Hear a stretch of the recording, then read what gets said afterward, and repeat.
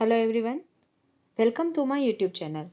आज हम the essential services maintenance act ESMA मतलब आवश्यक सेवा संरक्षण अधिनियम या जिसे एस्मा भी कहते हैं उसके बारे में देखेंगे कि ये एक्ट है क्या और इसे कब पारित किया गया और इसके पारित करने के पीछे उद्देश्य क्या क्या हैं।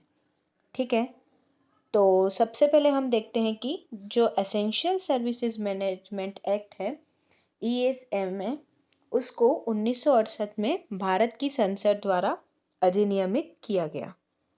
अब इसको करने के पीछे उद्देश्य क्या है? तो जैसे आप सबको पता ही है कि भारत एक लोकतांत्रिक देश है जिसमें जो लोग रहते हैं उनको बिना किसी भेदभाव के सारे जो अधिकार दिए गए हैं वो समान रूप से दिए गए हैं। जैसे संविधान में 6 अधिकारों का वर्णन किया गया है, तो भारत के जो नागरिक हैं उन्हें वे अधिकार समान रूप से दिए गए हैं।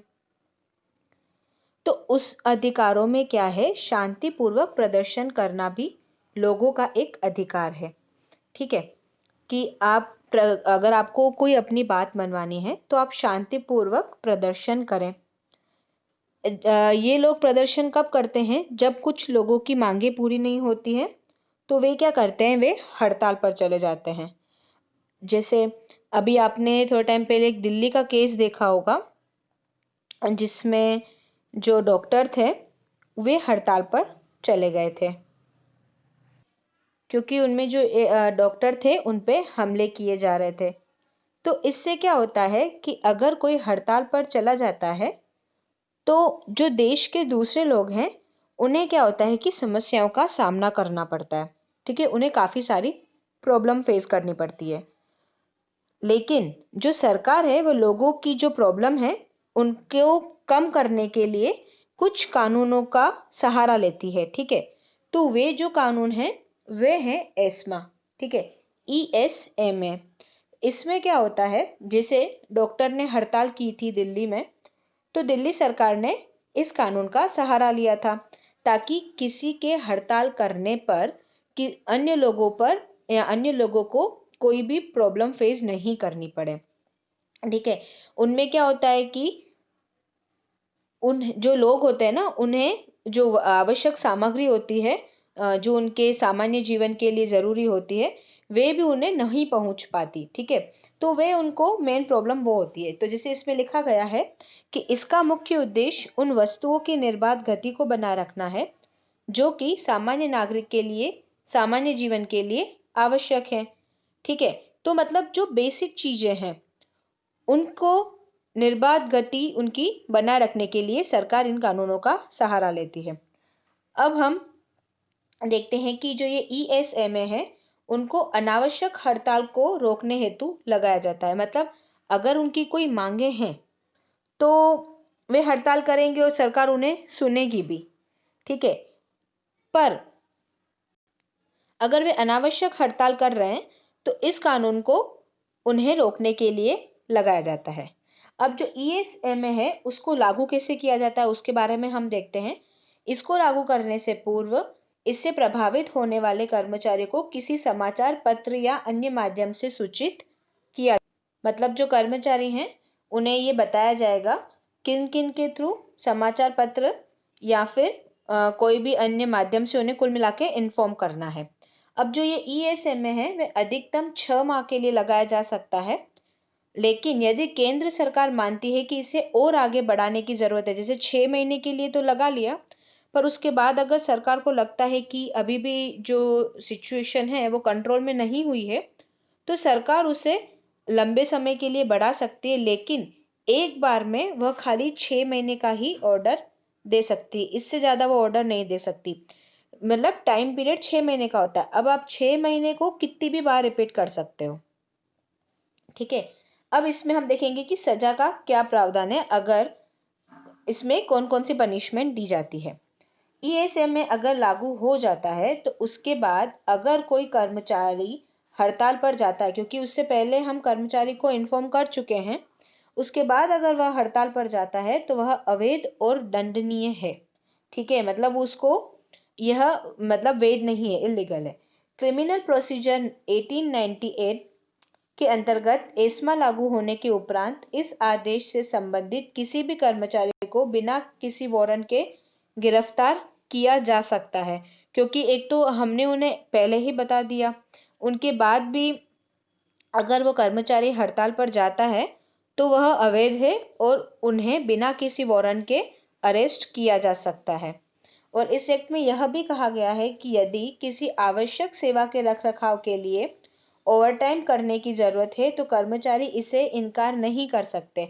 अगर कोई कर्मचारी है, अगर वो आवश्यक सेवा है तो वह ओवरटाइम के लिए भी उन्हें मना नहीं कर सकते। ये भी इस एक्ट के अंडर में आता है। कोई भी व्यक्ति जो अन्य व्यक्तियों को हड़ताल में भाग लेने के लिए उकसाता है, उसे 1 वर्ष की जेल या 1,000 रुपए का जुर्माना या फिर दोनों हो सकते हैं। अगर आप उकसा रहे हो किसी को हड़ताल करने के लिए तो उन्हें या तो 1,000 रुपए का जुर्माना या 1 साल की जेल हो सकती है। और ये तो हो गया उकसाने का मामला। अगर कोई वित्तीय मदद देता है तो इस कानून के अंतर्गत ऐसा करना जुर्म है। ऐसे व्यक्ति को 1 वर्ष तक का कारावास या 1,000 रुपए या दोनों हो सकता है। तो मतलब अगर आप उकसा रहे हो हड़ताल करने के लिए या फिर आप उन्हें वित्तीय मदद कर रहे हो तो भी आपको 1 वर्ष की सजा या फिर 1,000 रुपए का जुर्माना मिलेगा। और अगर जो व्यक्ति ऐसा कर रहा है उसे 6 महीने की जेल हो सकती है किसी कर्मचारी को। ठीक है, अब हम देखेंगे ईएसएमए के अंतर्गत आवश्यक सेवाएं क्या क्या है, कौन कौन सी आवश्यक सेवाएं हैं जो इसके अंडर में आती है, जो प्रभावी नहीं होनी चाहिए। सबसे पहला है कोई भी डाक, टेलीग्राफ या टेलीफोन सेवा, ये सारा ईएसएमए के अंडर में आता है। और फिर है किसी भी रेलवे सेवा या किसी अन्य परिवहन सेवा के लिए यात्रियों या माल की ढुलाई के लिए भूमि, पानी या हवा जिसके संबंध में संसद में कानून बनाने की शक्ति हो। ठीक है, कौन कौन सी?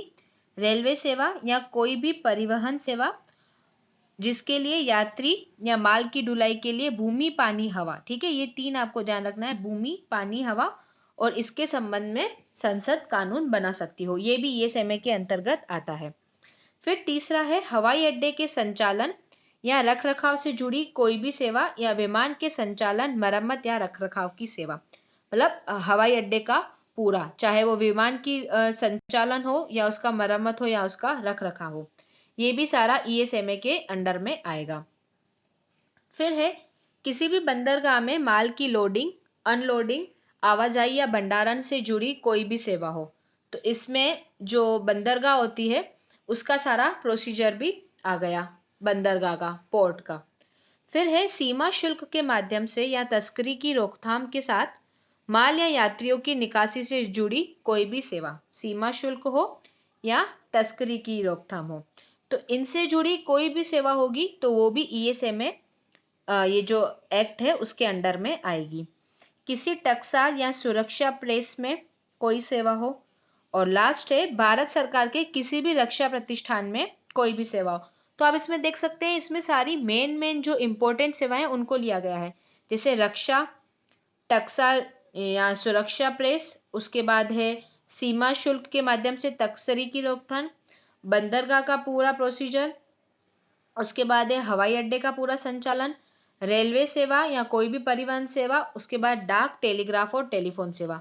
ये सारा ईएसएमए के अंडर में आता है। मतलब इससे रिलेटेड किसी भी प्रकार की, मतलब जो कर्मचारी हैं वे हड़ताल पर जाते हैं तो सरकार उस हड़ताल को रोकने के लिए, क्योंकि ये आवश्यक सेवाएं हैं, इनको रोकने के लिए जैसे किसी जो अन्य लोग हैं उन्हें अगर किसी भी प्रकार की बाधा उत्पन्न हो रही है या उन्हें कोई भी असुविधा उत्पन्न हो रही है, उनकी आवश्यक सेवाओं पर अगर बुरा असर पड़ने की आशंका भी अगर सरकार को है उन कर्मचारियों की हड़ताल की वजह से, तो भी सरकार ईएसएमए लगा सकती है, ये उनके पास अधिकार है। तो इसमें हमने ईएसएमए में क्या क्या देखा कि ईएसएमए का मतलब क्या होता है, वो हमने देखा। ये कब पारित किया? 1968 में।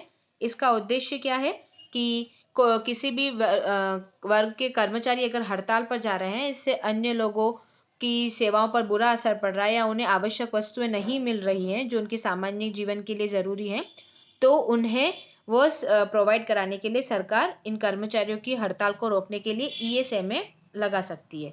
ये हमने देखा। फिर उसमें हमने देखा कि इसको क्यों लगाया जाता है और इसका क्या प्रोसीजर है कि कैसे वो हड़ताल रोकी जाएगी। अगर हड़ताल रोकने के बाद भी कोई हड़ताल कर्मचारी कर रहा है तो उनके बाद उन्हें क्या क्या सजा या पनिशमेंट दी जाएगी, वो हमने देखा।